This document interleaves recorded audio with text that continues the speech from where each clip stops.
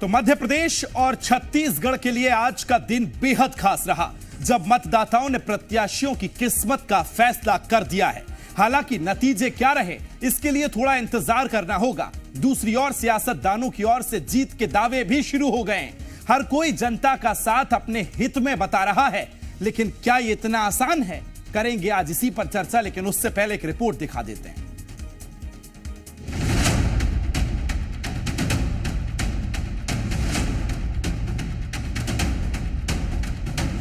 मध्य प्रदेश और छत्तीसगढ़ में आज मतदाताओं ने अपना फैसला ईवीएम में कैद कर दिया और इसके साथ ही अब ये पिटारा 3 दिसंबर को खुलेगा और तब तय होगा कि आखिर एमपी और छत्तीसगढ़ की जनता ने किस पर भरोसा जताया। लेकिन उससे पहले ही उत्साहित नेताओं ने दावे ठोकना शुरू कर दिया है। बीजेपी हो या फिर कांग्रेस, हर कोई इस मतदान को अपने हित में बता रहा है। सबसे पहले आपको दिग्गजों की तस्वीरें दिखा रहे हैं जो बकायदा नियमों का पालन करते हुए मतदान केंद्र पहुंचे और अपने मताधिकार का इस्तेमाल करते नजर आए। सबसे पहले छत्तीसगढ़ की बात करते हैं। पाटन सीट में चुनाव लड़ रहे सीएम बघेल ने मतदान किया और सभी से मतदान की अपील भी की।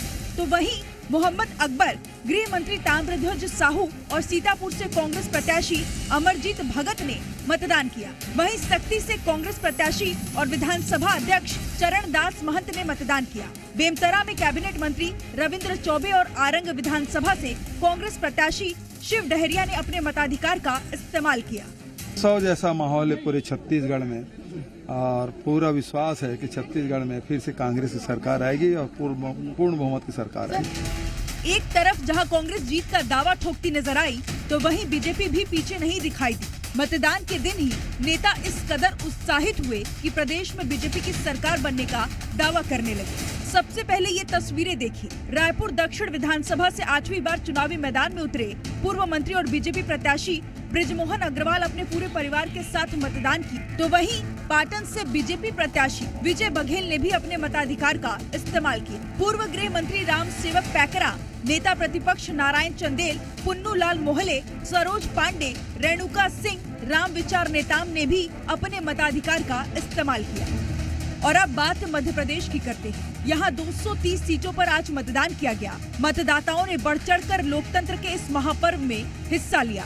तो वहीं दिग्गज नेता भी पीछे नहीं रहे। सबसे पहले बात दतिया की करें तो यहाँ नरोत्तम मिश्रा ने मतदान किया। इस दौरान वो 150 पार का नारा देते नजर आए। वहीं बीजेपी उम्मीदवार कैलाश विजयवर्गीय ने भी अपने मताधिकार का इस्तेमाल किया। इसके साथ ही केंद्रीय मंत्री प्रहलाद पटेल, भूपेंद्र सिंह, प्रद्युम्न सिंह तोमर, ज्योतिरादित्य सिंधिया, नरेंद्र सिंह तोमर, कमलनाथ के प्रतिद्वंदी विवेक बंटी साहू, उमा भारती और जगदीश देवड़ा अपने मताधिकार का इस्तेमाल करते नजर आए। लोगों से अपील करूंगा कि सभी लोग कमल का बटन दबाएं। ये कमल के बटन दबाने से आतंकवादियों में दहशत होती है। ये कमल के बटन दबाने से तिरंगा कश्मीर के लाल चौक से लेके चांद तक फहराया जाता है। ये कमल का बटन गरीबों को आवास लेके आता है। ये कमल का बटन शौचालय लेके आता है। ये कमल का बटन गेहूं लेके आता है, निःशुल्क गेहूं लेके आता है।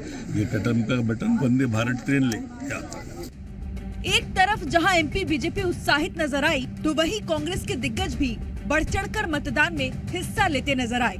इस दौरान पूर्व मुख्यमंत्री कमलनाथ ने छिंदवाड़ा में बेटे नकुलनाथ के साथ मतदान किया। जीतू पटवारी, तरुण भनोट, विक्रम मस्ताल, फूल सिंह बरैया और सोनकच्छ से कांग्रेस प्रत्याशी सज्जन सिंह वर्मा ने अपने मताधिकार का इस्तेमाल किया। मतदाताओं ने अपनी भूमिका निभा दी है और अपने फैसले को ईवीएम में कैद कर दिया है। अब देखना होगा कि आखिर छत्तीसगढ़ और मध्य प्रदेश की सत्ता पर कौन काबिज होता है। ब्यूरो रिपोर्ट, जी मीडिया।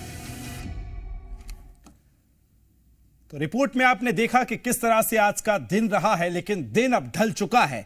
प्रत्याशियों की किस्मत अब ईवीएम में कैद हो चुकी है और तमाम मेरे सहयोगी अलग अलग जगह से जुड़ गए हैं। मुझे ज्वाइन कर लिया है प्रमोद शर्मा ने भोपाल से, करतार ने ग्वालियर से ज्वाइन किया है, चंद्रशेखर मेरे साथ रतलाम से, गोकर्ण बेमित्रा से और साथ ही मेरे साथ रूपेश गुप्ता अंबिकापुर से जुड़ गए। सबसे पहले चर्चा की शुरुआत आपके साथ प्रमोद कर रहा हूं। आज हम पूरा ऑल ओवर अगर सुबह 6 बजे से अभी तक का मतदान देखें, कैसा मतदान रहा और ये जो अब आंकड़े बढ़ रहे हैं, अभी अगर अपडेट हम बताएं 72% मतदान हुआ है। इस मतदान बम्पर वोटिंग के पीछे क्या देखते हैं? वोट फॉर चेंज है या महिला मतदाताओं की ज्यादा भागीदारी रही है? कैसे देखते हैं पूरे इस चुनाव को? विकास इंतजार करिए 3 दिसंबर को, और जितना आप कर रहे हैं उतना ही मैं कर रहा हूं और उतना ही प्रत्याशी कर रहे हैं। और जो जनता है, जिसे जनार्दन कहा जाता है लोकतंत्र में, उसने मोहर लगा दी है। हाँ, मध्य प्रदेश में दौर शुरू होगा तो ख्याली पुलाव खाने का, और वो प्रत्याशियों के पक रहे होंगे। किसी की नींद खराब हो रही होगी, किसी को नींद नहीं आएगी, किसी को दिन में चैन नहीं मिलेगा, क्योंकि उनके भविष्य पर मोहर लग गई है, लेकिन पता उन्हें भी नहीं है। 3 दिसंबर यानी 16 दिन मध्य प्रदेश में सन्नाटा रहेगा और दिग्गज नेताओं का भविष्य दांव पर लगा है। मध्य प्रदेश की अगली जो सरकार है वो ईवीएम में कैद हो गई है। अब तक का जो वोटिंग परसेंटेज है, जो अपडेट हो रहा है, वो ये है 72.57% जो वोटिंग है, यानी वोटिंग प्रतिशत जो शेष है वही विशेष है। और जब फाइनल फिगर आएगा वोटिंग परसेंटेज का, वो बताएगा कि मध्य प्रदेश में परिवर्तन होगा या जो बैठा है वही बरकरार रहेगा, या फिर 18 की तरह कांग्रेस पार्टी कम बैक करेगी। देखिए, कई जगह यदि हम देखें तो लंबी कतारें देखने को मिली, कहीं वोटिंग प्रभावित हुई, कई जगह ईवीएम मशीन खराब हुई थी, लेकिन ओवरऑल देखा जाए तो इलेक्शन कमीशन की जो तैयारियां हैं वो माकूल रही और अच्छा वोटिंग हुई। जो नक्सल प्रभावित क्षेत्र है वहां पर देखिए कोई हताहत होने की खबर नहीं आई है, किसी भी तरीके से वोटिंग प्रभावित नहीं हुई है। अब इंतजार 3 का करना होगा, 3 दिसंबर को, और 3 दिसंबर वो तारीख होगी जो तय कर देगी कि देश के दिल में कौन काबिज होगा, राजभवन कौन जाएगा, सीएम हाउस में कौन डेरा जमाएगा। देखिए, मध्य प्रदेश में एक बात तो तय है कि कमल कायम होगा, कमल ही सत्ता पर काबिज होगा। कौन सा कमल? बीजेपी का कमल या फिर कांग्रेस पार्टी के कमलनाथ? हाँ, बिल्कुल, ये देखना प्रमोद खास है। और ये अब 3 तारीख के लिए ईवीएम में ये फैसला जो है वो कैद हो चुका है। अब छत्तीसगढ़ की ओवरऑल बात कर लेते हैं। मेरे साथ रूपेश जुड़े हुए हैं। रूपेश, आंकड़े अभी भी थोड़े थोड़े करके बढ़ रहे हैं, लेकिन इस पूरे चुनाव को कैसे देखते हैं? जो 70 के ऊपर मतदान प्रतिशत पहुंचा है, वो किस और इशारा कर रहा है? देखिए, 70.12% का जो मतदान है वो दिखने में बहुत अच्छा है, लेकिन यह भी याद रखना होगा कि पिछले चुनाव में मतदान का प्रतिशत इससे ज्यादा था, इसलिए मतदान में बढ़ोतरी नहीं हो रही है बल्कि कम हो रहा है मतदान। तो इस तरफ क्या इसके मायने हैं, इसको लेकर के जितने भी जानकार हैं वो गुणा भाग गणित लगाने में लगे हुए हैं। लेकिन कुल मिलाकर के जो छत्तीसगढ़ का इलेक्शन है वो बहुत ही कंफ्यूजिंग है, क्योंकि हर सीट से अलग कहानी है, हर क्षेत्र से अलग बात निकल करके आती है। मुद्दे जो चुनावी मैदान में नजर आते हैं, वो सबसे बड़ा मुद्दा नजर आता है कर्ज माफी, जो कि सबसे ज्यादा उत्तर से लेकर के दक्षिण तक बोला जाता है। दूसरा मुद्दा है वो है महिलाओं को पैसे देना, लेकिन वो पैसा भारतीय जनता पार्टी भी देने का वादा कर रही है। भारतीय जनता पार्टी ने बकायदा फॉर्म भरा लिए, तो उसका असर है, या कांग्रेस ने उससे बढ़ करके 15,000 रुपए इसको करने का ऐलान किया, उसका इंपैक्ट महिलाओं पर ज्यादा है। ये बहुत ही महत्वपूर्ण कारक साबित होने जा रहा है 2023 के विधानसभा चुनाव में।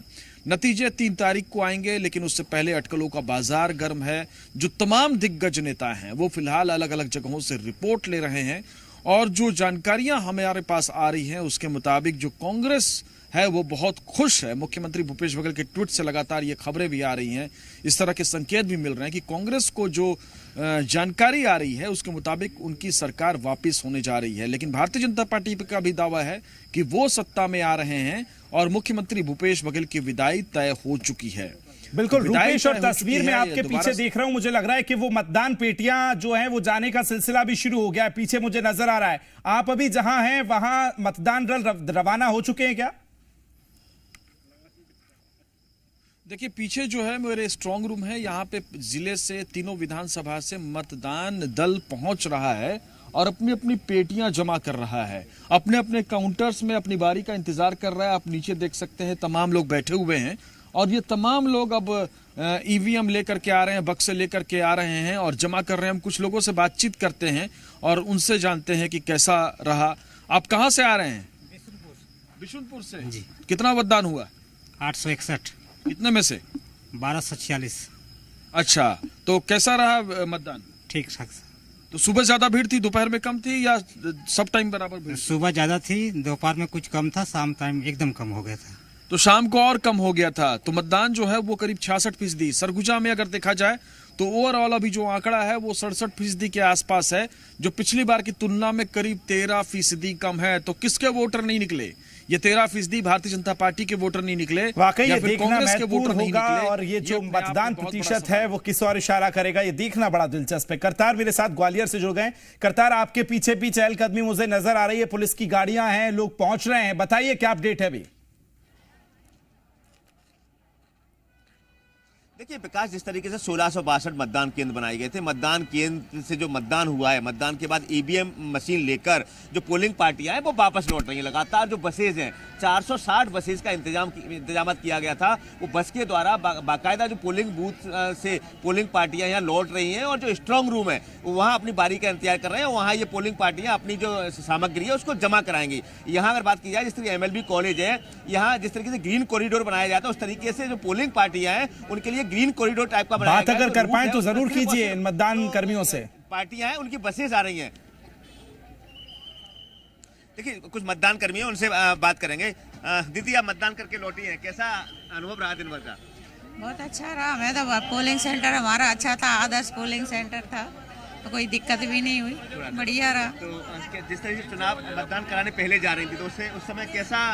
उस समय तो ऐसा लग रहा था हाँ कि मतलब कहाँ जाएंगे, कैसे जाएंगे, क्या परेशानी कुछ हो। लेकिन आपके यहाँ शांति से मतदान हुआ? बहुत अच्छे से मतदान बिल्कुल अच्छे से।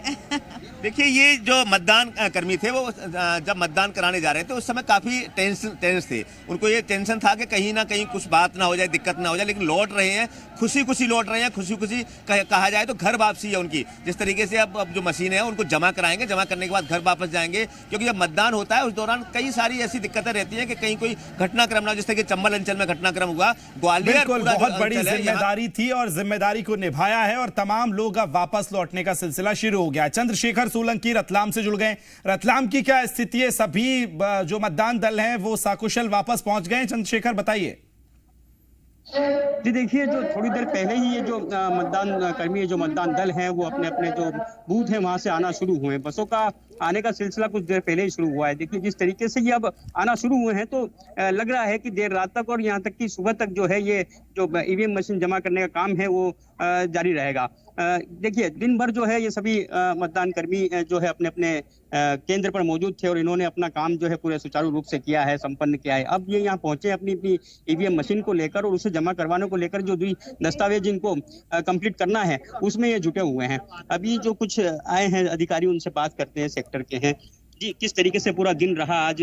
सुचारू रूप से बढ़िया तरीके से जो है संपन्न हुआ है? जी हाँ, आज जो सुबह से मतदान का सिलसिला चल रहा था और निश्चित रूप से मतदान का प्रतिशत जो है वो 75 से 80 के बीच में रहा है और सभी मतदाताओं ने बड़ा उत्साहपूर्वक उसके अंदर भाग लिया। शांति पुष्टि में जो है वो मतदान की प्रक्रिया चलती रही और सभी लोगों ने सहयोग किया। किस तरीके से कोई छोटी मोटी दिक्कतें सुनी है? वैसे कोई बड़ी परेशानी कहीं दिखने नहीं, कहीं पर भी। हमारे बूथ के ऊपर जो मेरे पास में सेक्टर 17 के अंदर 13 बूथ थे, 13 बूथ में से एक भी स्थान ऐसा नहीं है जहां पर इस प्रकार की कोई इनोसेंस कुछ घटना घटी हो। देखिए किसी तरह की कोई घटना या किसी तरह की कोई अव्यवस्था देखने को सुनने को नहीं मिली और बड़े सुचारू रूप से जो है काम संपन्न हुआ है। अभी जिस जगह हम हैं यहाँ पर यह है जो कॉलेज है शासकीय महाविद्यालय रतलाम का, यहाँ पर ये स्ट्रांग रूम बनाया गया है। अच्छी खबर है, ये अच्छी खबर है और दिलचस्प खबर भी है कि तमाम मतदान दल सुरक्षित और शांतिपूर्ण मतदान कराकर वापस लौट रहे हैं। बेमित्रा से मेरे साथ गोकर्ण भी जुड़ गए। गोकर्ण बताइए क्या स्थिति है? सभी मतदान दल सुरक्षित वापस लौटे आए हैं?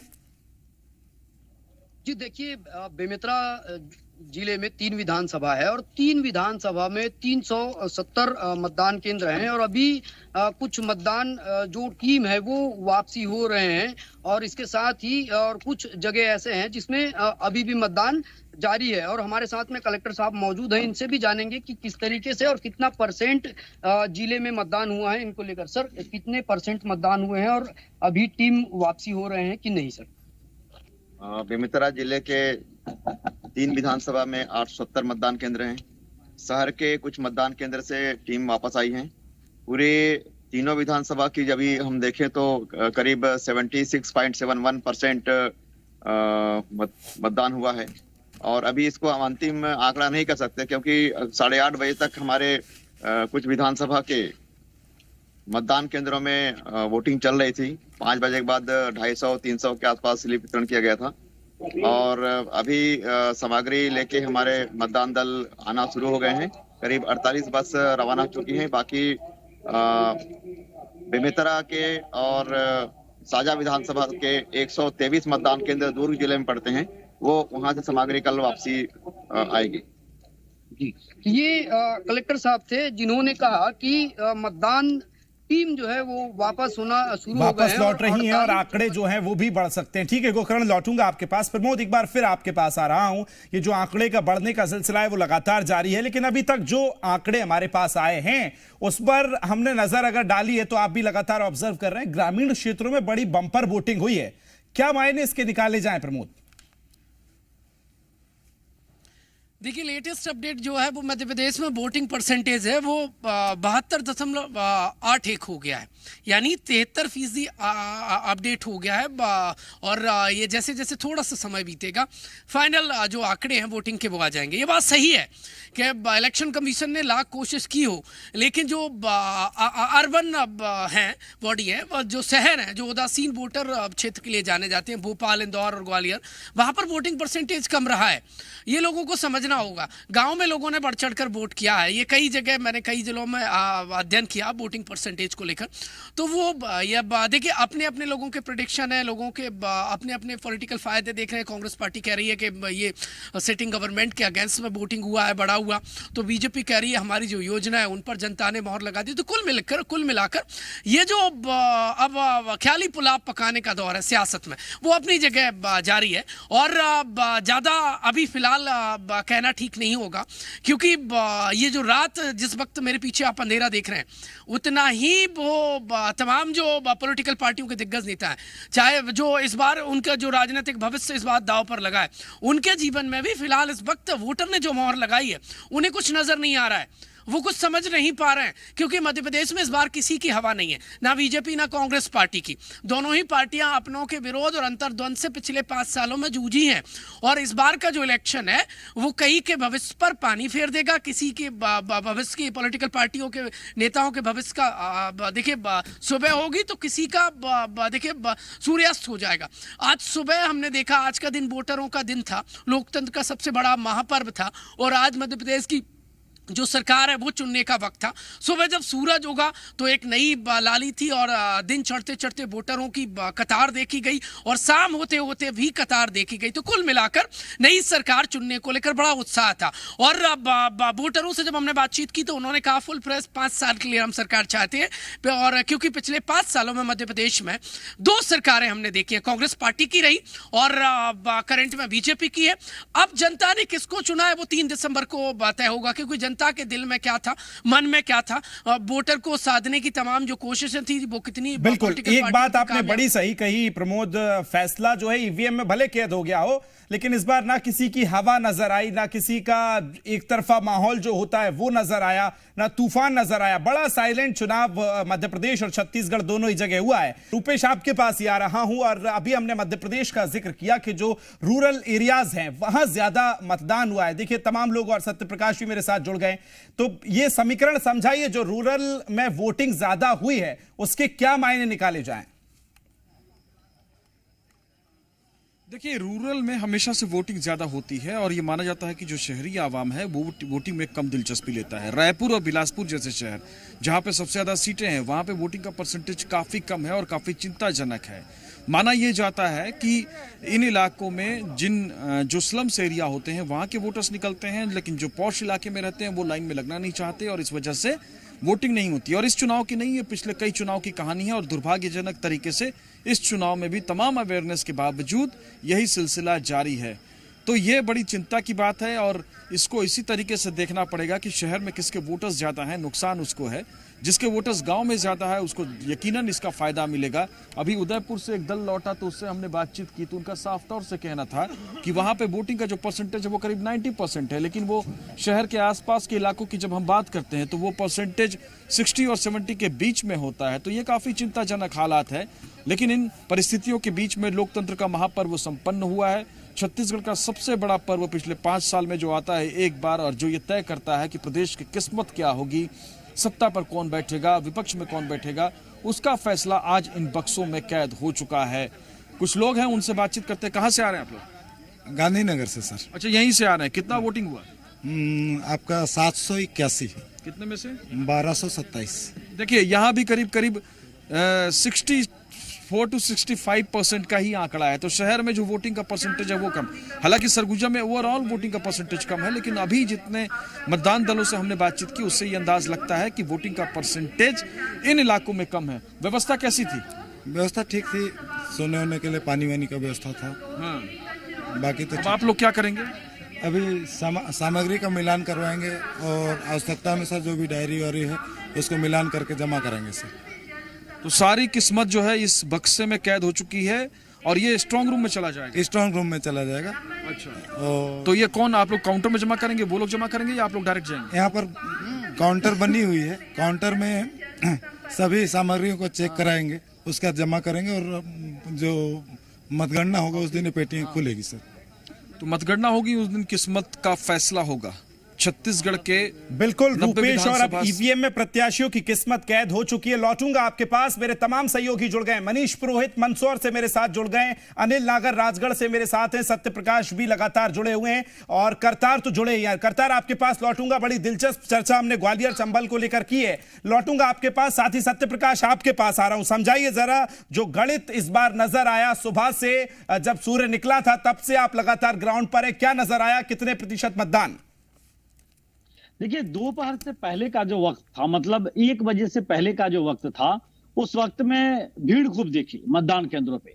लेकिन दोपहर के वक्त में, चूंकि मैं ज्यादातर शहरी क्षेत्रों में था, तो दोपहर के वक्त में वहां भीड़ कम दिखी और उसके बाद फिर 3 बजे से 5 बजे के बीच में भीड़ दिखी। लेकिन ग्रामीण क्षेत्रों में उत्साह ज्यादा दिखा। बावजूद इसके, निश्चित तौर पर जिस तरह से बिलासपुर जहां मैं मौजूद था उस विधानसभा क्षेत्र की बात करें, रायपुर की चारों विधानसभा क्षेत्र जो शहरी और आसपास के इलाके हैं उसकी बात करें, या वैशाली नगर की बात करें, तो यहाँ पे कम वोटिंग देखने को मिल रही है। देखिए, एक वजह इसकी ये भी हो सकती है, जिसको लेकर पूर्व सीएम डॉक्टर रमन सिंह ने भी निर्वाचन आयोग को पत्र लिखा था, सीएम भूपेश बघेल ने भी मांग किया था कि 17 तारीख, मतलब आज की तारीख जो मतदान की थी दूसरे चरण का, वो तारीख आगे बढ़ाई जाए, क्योंकि छठ पूजा का त्योहार है और बड़ी तादाद में लोग जो है वो छत्तीसगढ़ से जो यहाँ रहते हैं, जो यहाँ के वोटर भी है कई कई सालों से, लेकिन बावजूद ये बिहार या उत्तर प्रदेश अपने प्रदेशों में जाते हैं।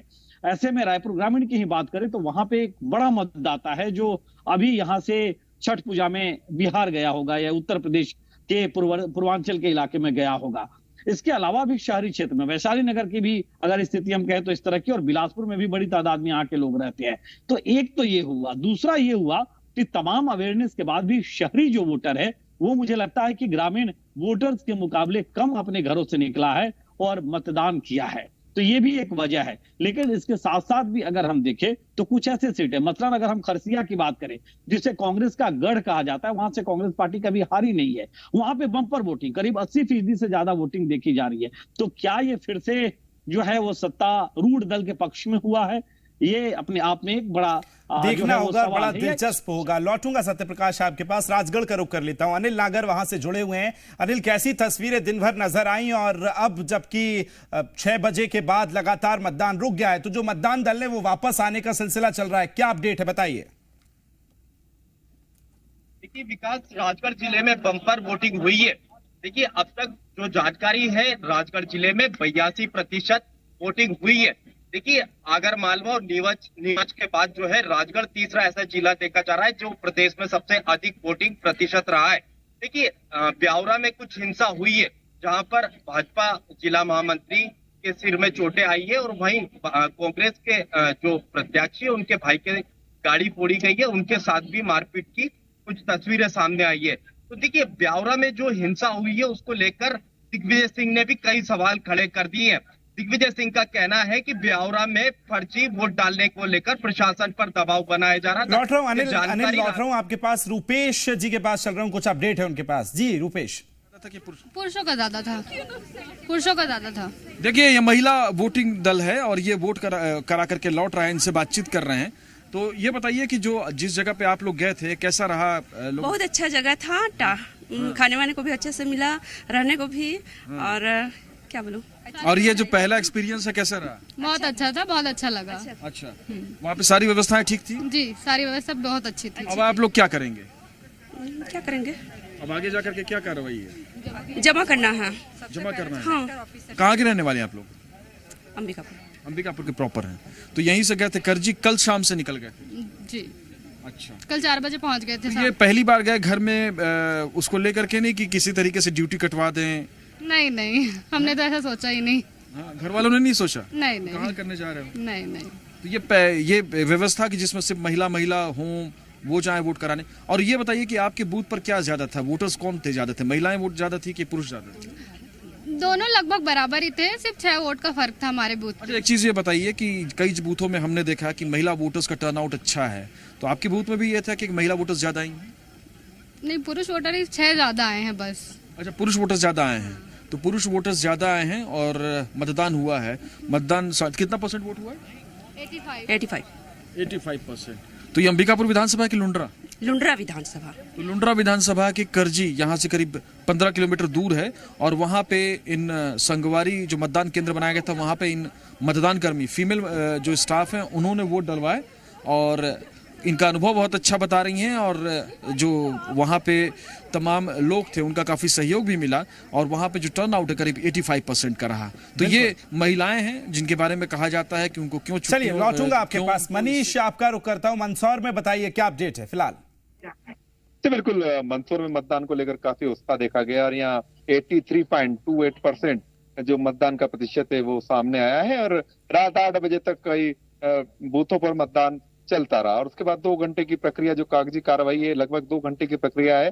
तो जिन बूथों पर 6 बजे मतदान खत्म हो गया था, वहाँ की टीमें यहाँ पहुंचनी शुरू हो चुकी है और यहाँ लगातार टीमें आ रही हैं जो टीमें पहुंचकर जमा करवाने की जो प्रक्रिया है अपनी उसमें लगी हुई है। यहाँ कुछ लोग भी हैं, इनसे हम बात करने की कोशिश करते हैं। खास करके महिला मतदान कर्मी हैं, उनमें काफी उत्साह देखा गया मतदान को लेकर। जी, क्या परेशानी आई कुछ या किस तरह से मतदान किया आप लोगों ने? जी, तो यहाँ अपने जो दल है उनके साथ में लगे हुए हैं ताकि सामग्री को जमा कराया जा सके। कागजों को सेट किया जा रहा है और अंतिम तरीके से जमा कराने के लिए पहुंचेंगे। जो सेंटर्स बनाए गए इन पे पहुंचेंगे कुछ और यहाँ जो कर्मचारी हैं मतदान दल के मतदान कर्मी, इनसे हम बात करेंगे। जी, कैसा अनुभव रहा? आपने मतदान करवाया है, पहली बार ड्यूटी लगी है? पहली बार। तो कैसा अनुभव रहा? बहुत अच्छा रहा, वहाँ पे कोई भी गड़बड़ी नहीं हुई, अच्छे से मतदान हुआ। कितने प्रतिशत मतदान रहा? 74%। 74% मतदान रहा। जब आप सामग्री लेके कल सुबह से निकली थी घर से? हाँ जी, सुबह से। वहाँ व्यवस्थाएं कैसी रही? क्या बहुत अच्छी थी, वहाँ रुकने की व्यवस्था भी अच्छी थी, खाने वाने की भी अच्छी थी। अब पहली बार गए तो कुछ संशय थे मन में? नहीं, कोई संशय। जी, अरे जी, आपकी कहाँ ड्यूटी थी, कहाँ आपने किया है? 127 बंदोबस्त कार्यालय का। जी, तो मतदान कैसा रहा, क्या अनुभव रहा? बहुत अच्छा रहा, पहली बार ड्यूटी लगी है तो अच्छा लगा। पहली बार ड्यूटी लगी और काफी अच्छा लगा। कुछ अधिकारी भी यहाँ मौजूद हैं, देखेंगे आपके जो आए हैं मतदान दल, उनका स्वागत किया गया, फूल मालाओं से भी उनका स्वागत किया गया है। और जी, माला लेके घूम रही हैं आप? माला लेके घूम रही हैं आप? तो क्या माला लेके घूम रहे हैं जी? जो पहली टीम यहाँ पर उपस्थित हुई है उनका स्वागत किया गया है अधिकारी के। कैसा रहा अनुभव, कैसा रहा मतदान? बहुत अच्छा मतदान का। बिल्कुल, ये अच्छे अनुभव है क्योंकि इस तरह से अगर स्वागत हो रहा है तो इस तरह के प्रयास सराहनीय हैं और जिनको इस तरह से नवाजा जा रहा है बहुत अच्छा है क्योंकि बड़ी जिम्मेदारी थी। करतार, आपके पास आ रहा हूं।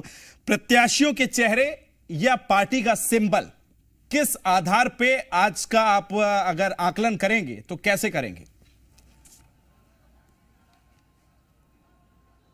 विकास, हमने जो चुनाव मतदान है, मतदान से पहले जो लोगों का मन है वो टटोला था, जाना था। लेकिन जहां तक अगर बात की जाए, अधिकांश जो लोग हैं हमारे अंचल की बात करूं तो पार्टियों से बहुत ज़्यादा इत्तेफाक नहीं रखते। वो प्रत्याशी है उसका चेहरा देखते हैं, चेहरा देखकर वो देखते हैं कि हमारे सामने जो प्रत्याशी है वो कैसा है, हमारे बीच रहेगा कि नहीं रहेगा, क्या उसका व्यवहार कैसा है, उसका नेचर कैसा है। उसको पार्टी से बहुत ज़्यादा फर्क नहीं पड़ता। जिस तरीके चंबल अंचल की और ग्वालियर अंचल की बात करूँ तो बहुत जो बुद्धिजीवी वर्ग है वो पार्टियों से इत्तेफाक रखता है। उनका साफ कहना होता है कि जो पार्टी होती है, पार्टी के हिसाब से वो मतदान करते हैं। कई वोटर्स ऐसे होते हैं जो पार्टी को ही अपना सिंबल मानते हैं और पार्टी के हिसाब से ही वो हम हमेशा मतदान करते हैं। लेकिन ज़्यादातर है जो वोटर होते हैं वो प्रत्याशी देखते हैं। जिस तरीके से भाजपा ने सूची जारी की, फिर कांग्रेस ने सूची जारी की, जब सूची जारी होने से पहले जो समीकरण निकल के आ रहा था कुछ और आ रहा था, लेकिन जैसे ही सूची जारी होती है उसके बाद में फिर समीकरण चेंज हो गया। जो जितनी भी मध्य प्रदेश में जो जितने भी माफ कीजिएगा, जितने भी विधायक बनने थे उनका जो समीकरण है वो चेंज हुआ, तो निश्चित तौर पर जो सिनेरियो है वो बदलता रहा। सिनेरियो बदलेगा बिल्कुल। चलिए करतार, लौटूंगा आपके पास, बहुत कम समय मेरे पास है, अब एक बार जल्दी से आ रहा हूं और आपकी टिप्पणी दिन भर के अनुभव। रूपेश, आपसे शुरू कर रहा हूं, आज दिन भर का चुनाव, मतदान प्रतिशत अब सामने, कैसे अनुभव? देखिए, सबसे पहले इस चीज को समझना पड़ेगा जिसका जिक्र आपने किया कि ग्रामीण क्षेत्रों में ज्यादा वोटिंग हुई है, शहरी क्षेत्रों में बहुत कम वोटिंग हुई है। बहुत सारी अटकलें, बहुत सारे आकलन थे, ऐसा लगा कि वो सारे आकलन ध्वस्त होते जा रहे हैं क्योंकि मतदाता के मन में कुछ और है।